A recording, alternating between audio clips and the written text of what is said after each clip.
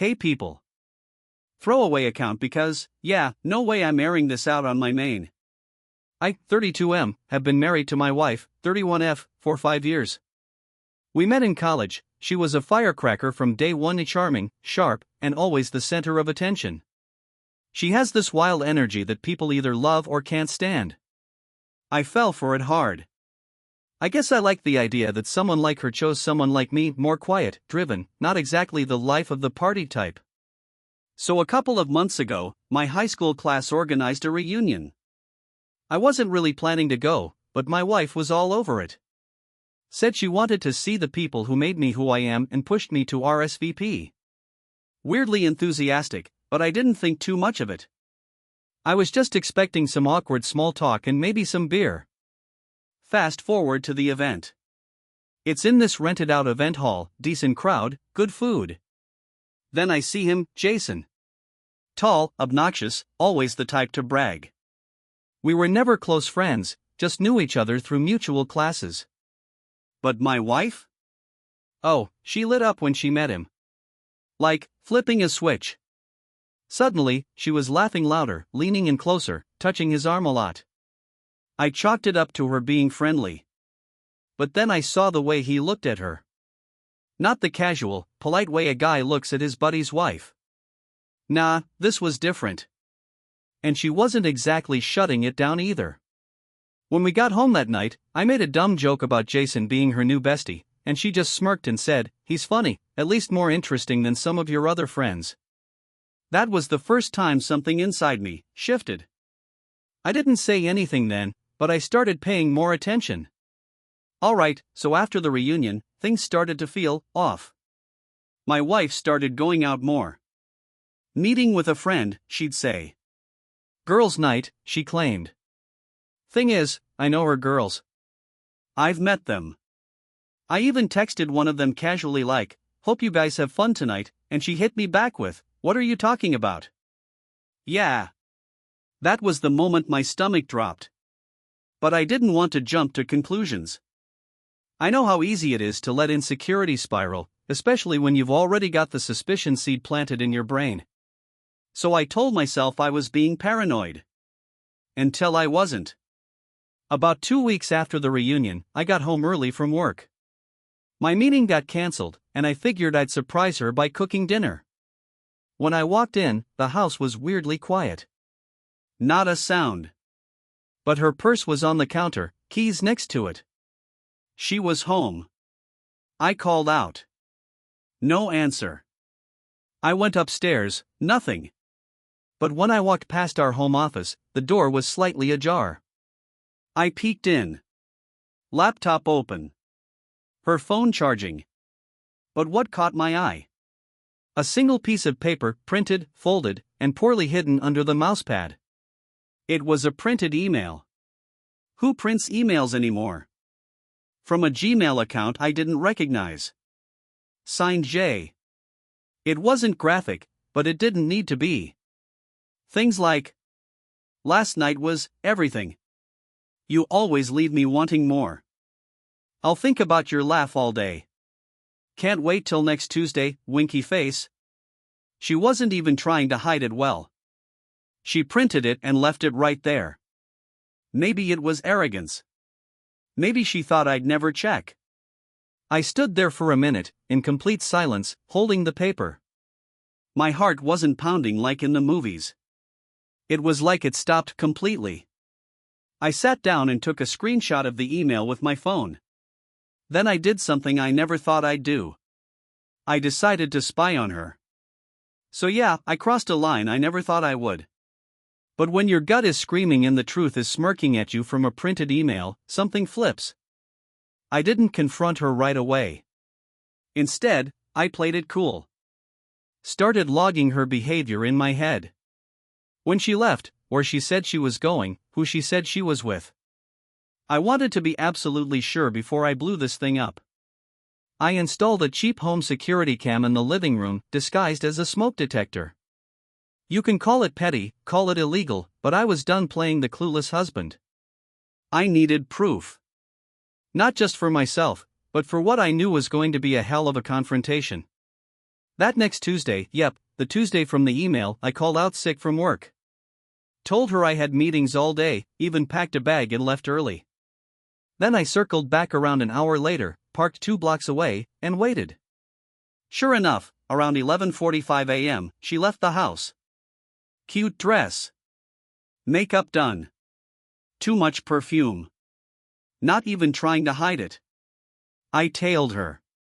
She drove across town to a coffee shop, parked, and walked straight into the arms of, wait for it, Jason, my classmate. The guy from the reunion. The one who used to copy my homework in high school and flirt with anything with legs. They hugged. Then kissed. Like, not some innocent hey there kiss. We're talking hands everywhere, in public, middle of the day. I felt sick. I took photos. A video. I watched from across the street, gripping the steering wheel like it was the only thing keeping me from charging across traffic. They went inside, sat close, giggled like teenagers. She looked happy. And that broke me more than anything. She was happy. With him. I waited for them to leave, watched her drop him off somewhere, then followed her home. She walked in like nothing happened. Smiled at me when I came home later.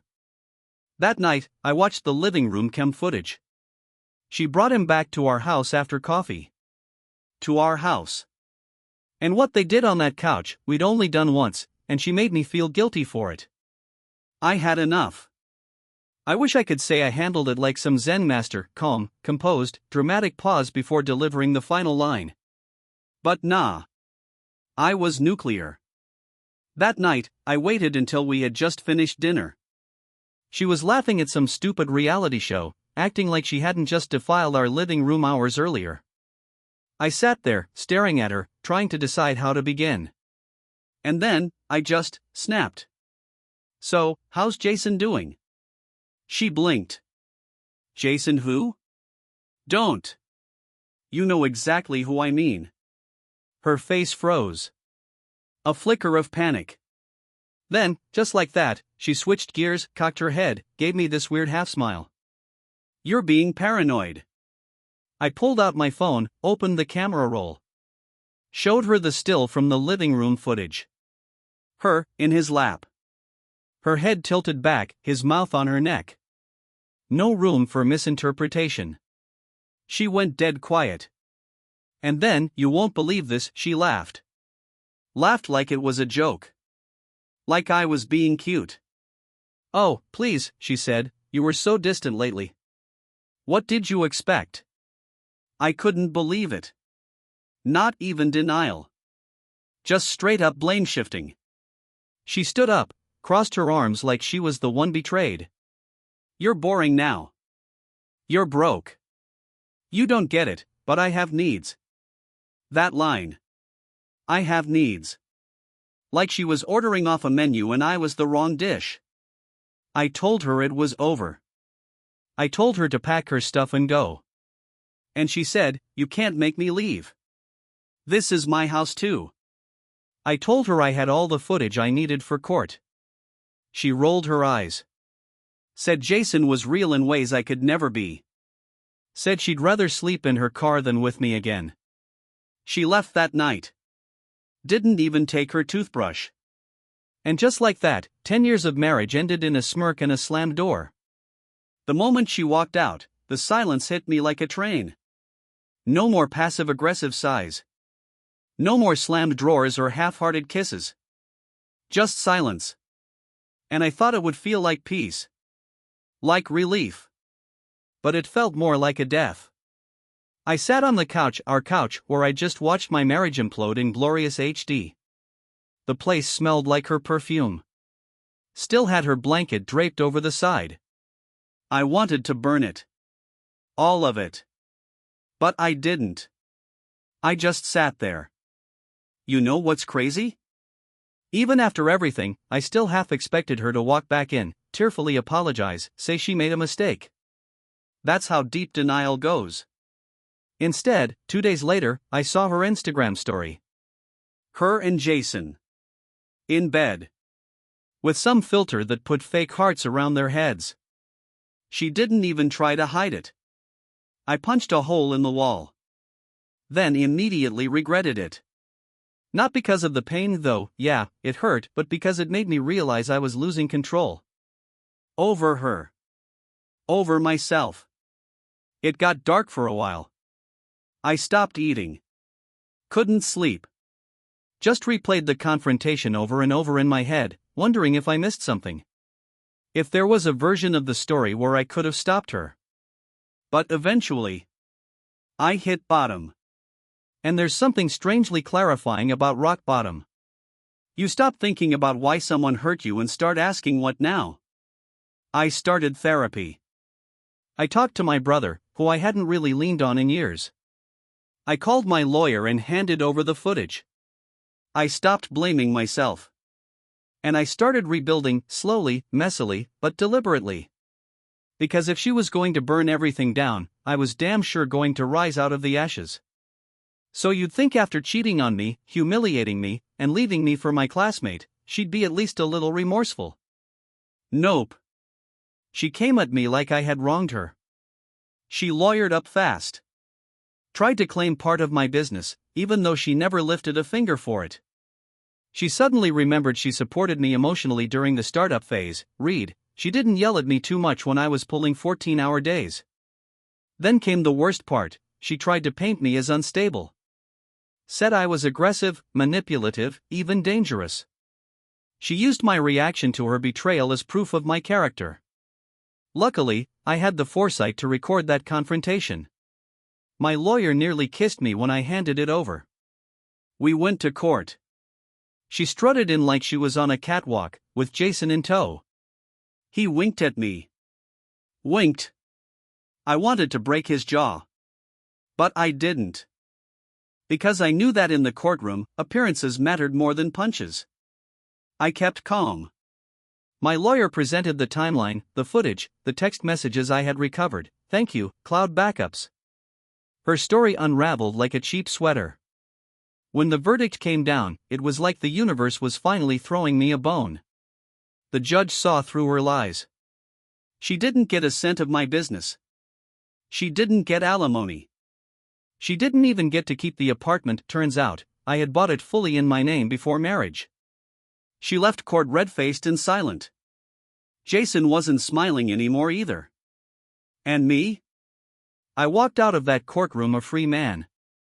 For the first time in a long time, I felt like I had my power back. After the dust from court settled, I did something I hadn't done in months. I exhaled. It was over. At least, the legal part. The emotional wreckage? That was still smoldering. I spent a lot of time alone. I reconnected with hobbies I'd shelved for years: cycling, sketching, cooking. Slowly, the silence of an empty apartment started to feel peaceful instead of punishing. Then something weird happened. One night, I got a message from someone I hadn't spoken to since the reunion. Her name was Mia. Mia was my ex's older sister. We'd always been polite, never especially close, but she reached out with something simple. Hey. I heard what happened. Just wanted to say, you didn't deserve that. We started talking. At first, it was casual, checking in, trading stories. She told me she'd never liked Jason and had warned her sister years ago that she had a pattern of sabotaging everything good in her life. And then, I confessed something embarrassing. I told her I felt broken. Like I didn't know how to trust anyone anymore. She didn't send a pep talk. She just said, "Then I'll show you what honesty looks like." And she did. She never flinched when I was vulnerable. She never told me to get over it. She just listened. Really listened. And slowly, cautiously, something grew between us. We started seeing each other. Quietly. Respectfully. No games. I know what it looks like, okay? The ex's sister? It sounds like some kind of revenge fantasy, but it wasn't. It was healing. It was real. Mia was the opposite of my ex, kind, grounded, and honest to a fault. And most of all, she chose me, not for my bank account, not for status, just me. Just when I thought the saga was behind me, life threw me a curveball. One afternoon, I was at the cafe near my apartment. Mia and I were supposed to meet there. I was early, nursing a coffee, scrolling through some articles, when my phone buzzed. It was a message from my ex. No hi, no hope you're well. Just this. Can we talk? I miss you. I stared at the screen like it was in another language. She wanted to talk? I ignored it. A few hours later, another message popped up. I made a mistake. Jason isn't who I thought he was. Oh really? Turns out, Jason, the guy she risked everything for, was a grade A scam artist. Literally. He'd been using her connections and my money, yes, money she had taken in the divorce, to invest in shady crypto deals that went belly up. And surprise, he dumped her.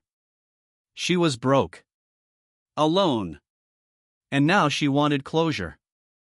She even showed up at my apartment one night. Unannounced.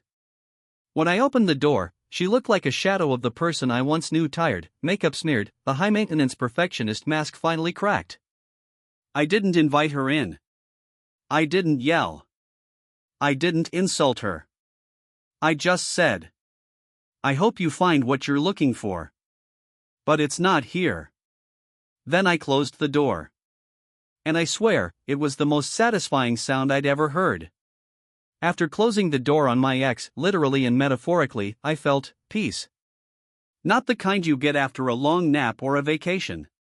The kind that only comes when you've finally chosen yourself.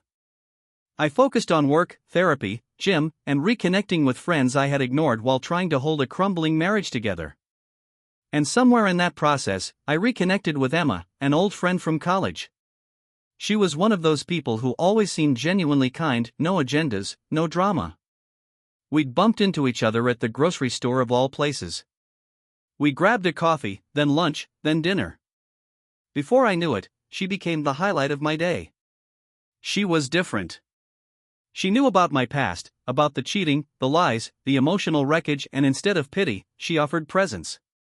She listened, without judgment. She laughed at my jokes even when I was self-deprecating.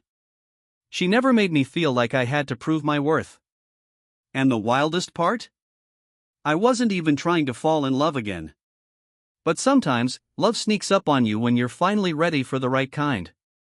It wasn't about grand gestures or fireworks. It was about someone showing up consistently, kindly, and without conditions. A few months into dating, I realized something. I wasn't just surviving anymore. I was healing. Looking back, it's surreal how fast everything can fall apart, and how slowly it comes back together. My marriage ended in betrayal. My trust was shattered, my confidence eroded, and I was angry, so angry, for so long. But here's what I've come to understand.